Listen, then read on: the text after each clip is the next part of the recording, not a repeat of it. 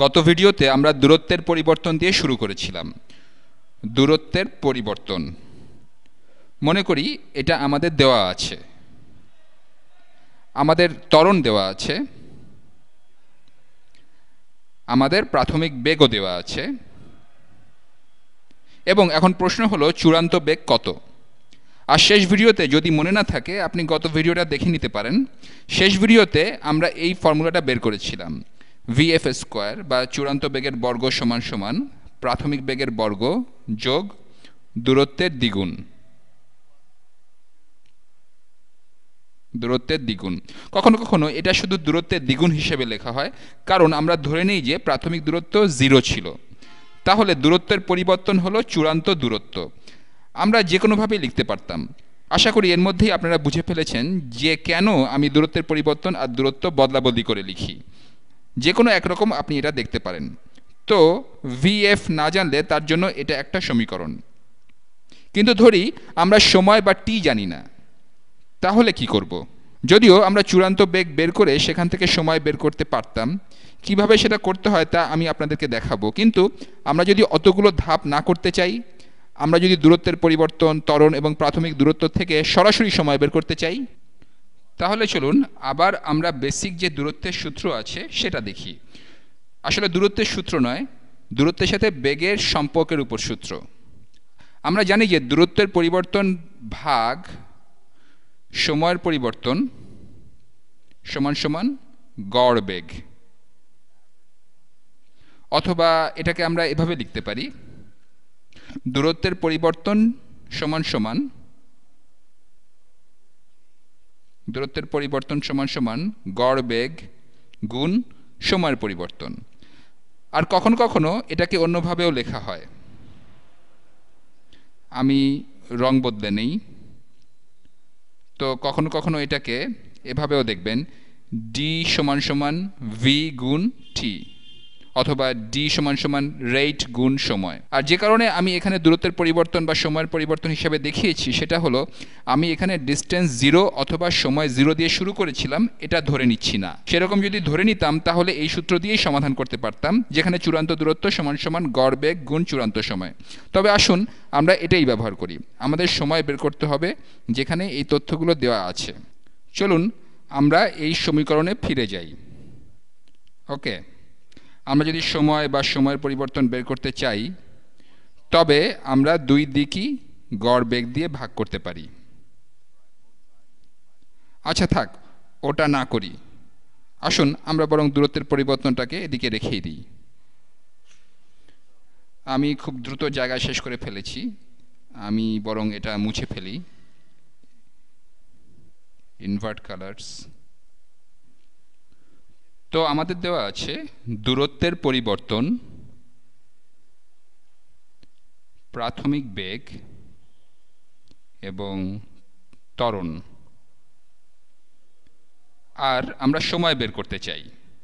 আসলে এটা সময়ের পরিবর্তন হবে, কিন্তু আমরা এখানে ধরে নিচ্ছি প্রাথমিক সময় 0 দিয়ে শুরু করেছিলাম, সুতরাং এটা বলতে পারেন চূড়ান্ত সময়। তো আমরা জানি যে সাধারণ একটা সূত্র দিয়ে শুরু করি, দূরত্ব বা দূরত্বের পরিবর্তন, আমি হয়তো একটার বদলে আরেকটা লিখব। দূরত্ব আমি এখানে ছোট হাতের ডি লিখে ফেললাম, সমান সমান গড় বেগ গুণ সময়। গড় বেগ কি? খুব সহজ, গড় বেগ হলো প্রাথমিক বেগ যোগ চূড়ান্ত বেগ ভাগ 2। আমরা শুধু প্রাথমিক এবং চূড়ান্ত বেগের গড়ই করছি, কারণ আমরা ধরে নিচ্ছি ত্বরণ অপরিবর্তনীয়। এটা খুবই গুরুত্বপূর্ণ একটা বিষয়। অধিকাংশ প্রক্ষেপক প্রবলেমে আমাদের ত্বরণ অপরিবর্তনীয় থাকবে নিচের দিকে, যেটা হলো অভিকর্ষীয় ত্বরণ। তাহলে আমরা এটা করতেই পারি, আমরা ধরে নিতে পারি প্রাথমিক এবং চূড়ান্ত বেগের গড়ই গড় বেগ, আর এটাকে আমরা সময় দিয়ে গুণ করি। আচ্ছা, আমরা কি এই সূত্রটাই সরাসরি ব্যবহার করতে পারি? না, কারণ আমরা ত্বরণ জানি কিন্তু চূড়ান্ত বেগ জানি না। তো আমরা যদি চূড়ান্ত বেগকে অন্য কিছুতে প্রকাশিত করতে পারি, তাহলে হয়তো সেখান থেকে আমরা সময় বের করতে পারবো। চলুন এভাবেই চেষ্টা করা যাক। আমি কারণ ছাড়াই রং বদলে ফেলছি। তাহলে দূরত্ব সমান সমান, আচ্ছা তার আগে আমি এপাশে কিছু দেখাই। আমরা চূড়ান্ত বেগ মানে কি জানি? আমরা জানি দূরত্বের পরিবর্তন সমান সমান হলো ত্বরণ গুণ সময়। ধরে নেওয়া হচ্ছে যে 0 সময়ে শুরু করছি। বেগের পরিবর্তন এখানে একই, যেটা হলো vf মাইনাস vi সমান সমান ত্বরণ গুণ সময়। তাহলে আমরা জানি যে চূড়ান্ত বেগ সমান সমান প্রাথমিক বেগ যোগ ত্বরণ গুণ সময়। ঠিক আছে, তাহলে চলুন এটা দিয়ে আমরা এখানে যেটা লিখছিলাম সেখানকার vf কে প্রতিস্থাপিত করি। তাহলে আমরা পাবো দূরত্ব সমান সমান প্রাথমিক বেগ যোগ চূড়ান্ত বেগ, যেটাকে আমরা এই সমীকরণের ডান পাশ দিয়ে প্রতিস্থাপিত করব। তাহলে চূড়ান্ত বেগ হলো এখানে vi প্লাস a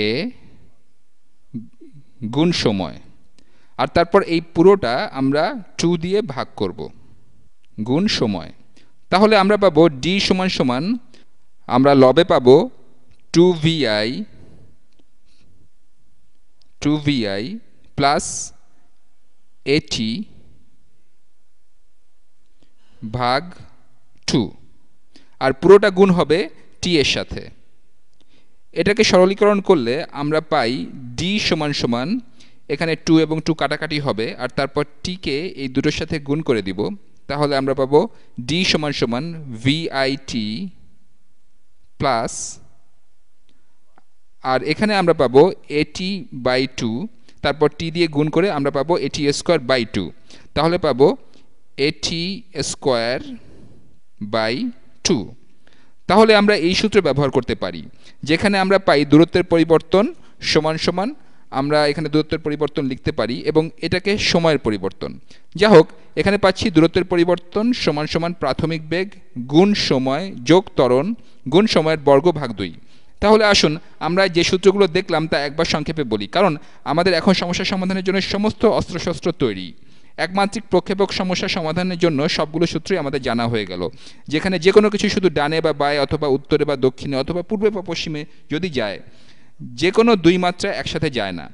আর ও ধরনের সমস্যা আমরা পরে করব, কিন্তু চলুন সূত্রগুলো সব সংক্ষেপে আবার দেখি। আমরা জানি দূরত্বের পরিবর্তন ভাগ সময়ের পরিবর্তন সমান সমান বেগ, আসলে গড় বেগ। বেগ অপরিবর্তনশীল থাকলে একে বেগই লিখতে পারতাম, বেগ পরিবর্তিত হলে গড় বেগ লিখতে হবে এখানে। আরেকটা গুরুত্বপূর্ণ অ্যাজাম্পশন হলো ত্বরণ এখানে অপরিবর্তনশীল। আর আমরা জানি যে বেগের পরিবর্তন ভাগ সময়ের পরিবর্তন সমান সমান ত্বরণ, আর জানি যে গড় বেগ সমান সমান চূড়ান্ত বেগ প্লাস প্রাথমিক বেগ ভাগ 2। এখানে ত্বরণকে অপরিবর্তনশীল ধরে নেওয়া হচ্ছে, অ্যাক্সিলারেশন কনস্ট্যান্ট। আবার আমরা যদি প্রাথমিক বেগ ত্বরণ এবং দূরত্ব জানি এবং আমরা যদি চূড়ান্ত বেগ বের করতে চাই, তবে আমরা এই সূত্রটা ব্যবহার করতে পারি। vf স্কোয়ার সমান সমান vi স্কোয়ার প্লাস 2a গুণ দূরত্বের পরিবর্তন। এখানে আসলে দূরত্বের পরিবর্তনই হবে, কারণ যখন আমরা দিক নিয়ে কাজ করব তখন এটা কাজে লাগবে। তবে কখনো কখনো এটাকে শুধু দূরত্ব লেখা হয়, আর এই সূত্র আমরা আগের কোনো একটা ভিডিওতে শিখেছি। তবে আজ আমরা শিখলাম দূরত্ব সমান সমান প্রাথমিক বেগ গুণ সময় প্লাস at স্কোয়ার বাই 2। তাহলে যেই উদাহরণটা আমরা করেছিলাম, যেখানে আমাদের একটা পাহাড় ছিল, আচ্ছা আমার খুব একটা সময় নেই, আমি পরবর্তী ভিডিওতে ওটা দেখাবো। দেখা হবে।